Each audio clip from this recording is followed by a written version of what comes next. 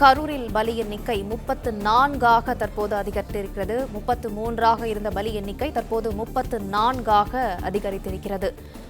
விவரங்களை செய்தியாளர் ராஜகுமரன் தொடர்ந்து வழங்க கேட்கலாம். ராஜகுமரன், விவரங்கள்.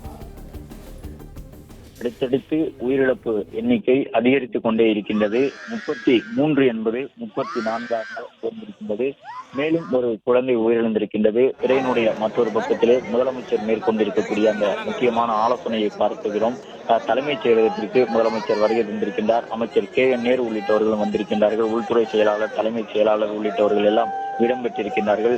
கரூரிலே இதுவரை இல்லாத வகையில் ஏற்பட்டிருக்கக்கூடிய இந்த மிகப்பெரிய உயிரிழப்பினுடைய பின்னணியில் இருக்கக்கூடிய நிகழ்வு என்ன என்பது தொடர்பாக தற்பொழுது அங்கு பேசப்பட்டு வருகின்றது. 34 பேர் உயிரிழந்திருக்கின்றார்கள். குழந்தைகள் பலர் உயிரிழந்திருக்கின்றார்கள். பெண்கள் பலர் உயிரிழந்திருக்கின்றார்கள்.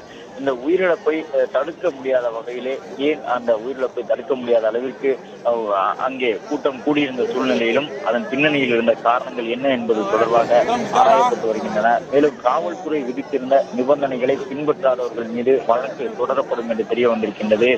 அதேபோன்று உயிரிழந்தவர்களுடைய காரணம் அவர்களுடைய குடும்ப உறவினர்கள் தொடர்ந்து சொல்லி வருகின்றார்கள். என்ன நடந்தது என்பதே அவர்களுக்கு தெரியாத ஒரு சூழ்நிலையில் தான் இந்த விபத்து நடந்து முடிந்திருக்கின்றது. விபத்து நடைபெற்ற பகுதிக்கு உட்பட்ட காவல்துறையினர் உள்ளிட்டவர்கள் எல்லாம் தற்பொழுது விசாரணையை தீவிரப்படுத்தி இருக்கின்றார்கள்.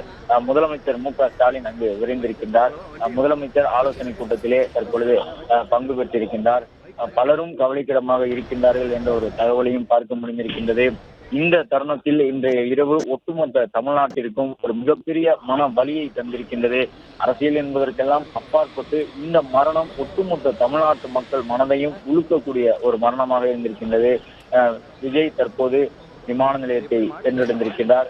பிளே ஸ்டோர் மற்றும் ஆப் ஸ்டோரில் இருந்து பாலிமர் செயலியை QR கோடு மூலம் பதிவிறக்கம் செய்யுங்கள்.